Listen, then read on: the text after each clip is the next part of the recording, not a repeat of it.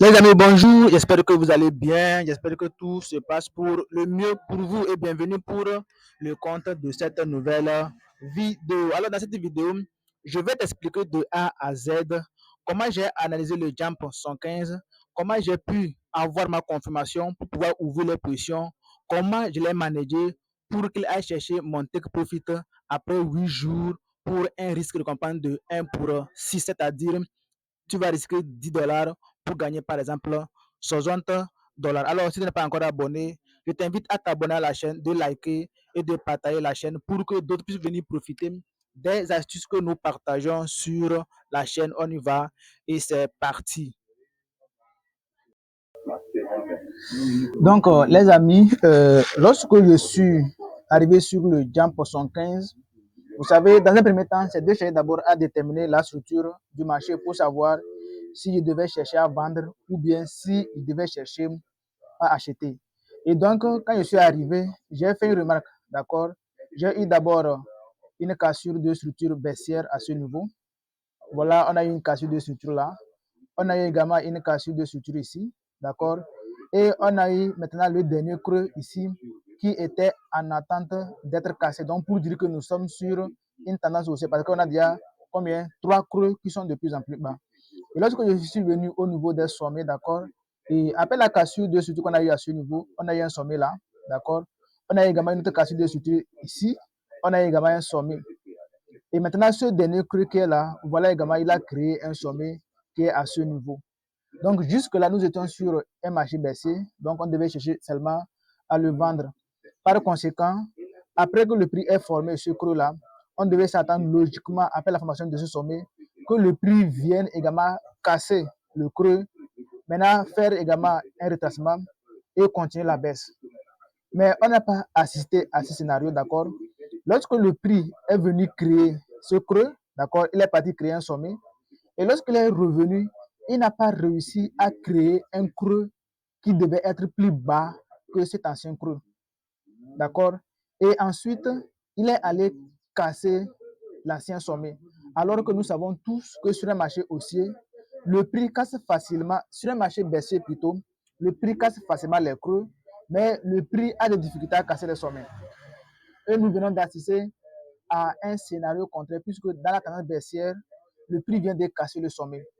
Et en cassant le sommet, le prix est en train de mettre en mal la théorie de Charles Dodd, puisque Charles Dodd dit nous sommes sur un marché baissier, alors que nous avons des sommets et des creux qui sont de plus en plus bas. Donc ici, nous venons dans un premier temps. Dans un premier temps, le prix échoue à créer un creux plus bas que l'ancien creux.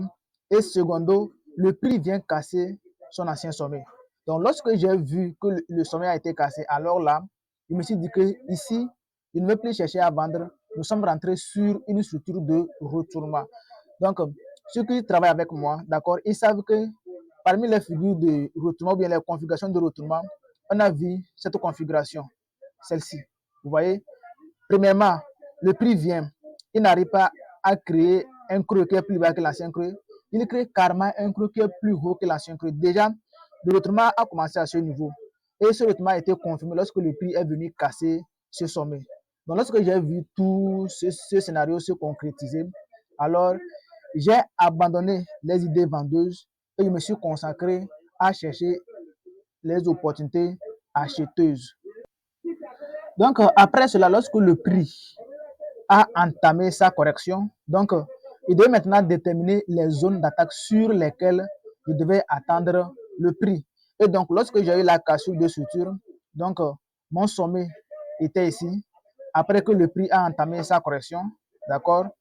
Et j'ai eu également mon creux à ce niveau, c'est-à-dire le début du mouvement qui est venu casser la structure du marché. Donc, ayant déjà obtenu mon sommet et mon creux, je devais maintenant utiliser mon FIBO pour pouvoir déterminer mes différentes zones d'attaque sur lesquelles je devais attendre le prix avant de chercher maintenant une confirmation.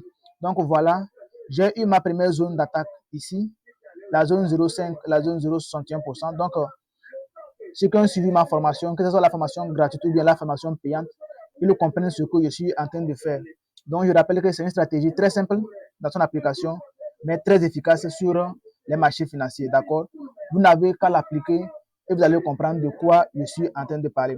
Donc, les deux zones ayant été dessinées, donc, je devais aller maintenant en H1 puisque nous, pour chercher nos confirmations, on va en H1. D'accord? Donc, on va aller en H1 pour voir la confirmation que j'ai eu à voir. Donc, nous voilà déjà en H1. Donc, nous sommes déjà arrivés en H1.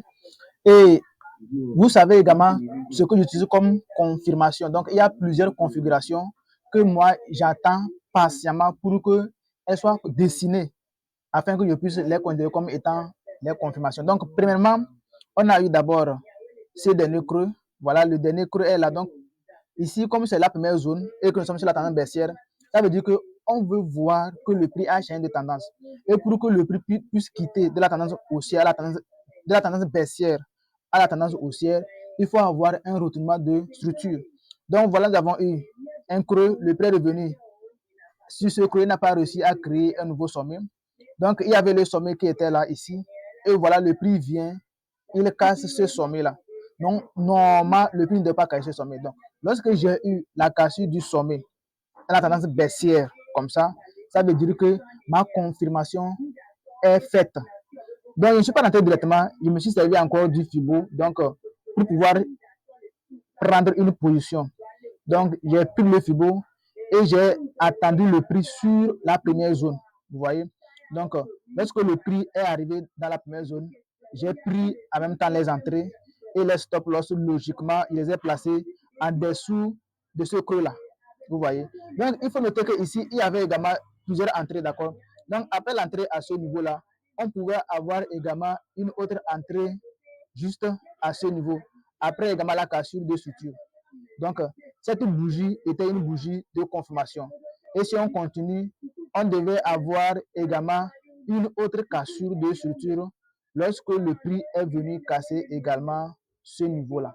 Vous voyez, donc après la cassure de ce niveau, on devait également prendre le FIBO pour atteindre le prix sur au moins la première zone avant de rentrer.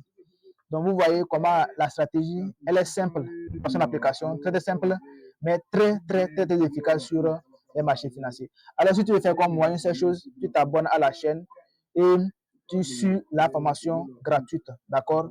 Et si la formation gratuite, tu ne la comprends pas, tu nous contactes pour prendre un coaching et on va t'orienter pour que tu puisses également faire les merveilles sur les marchés avec notre stratégie. Alors, les amis, on est ensemble. Ciao, ciao et à la prochaine pour une nouvelle vidéo éducative. Bye bye.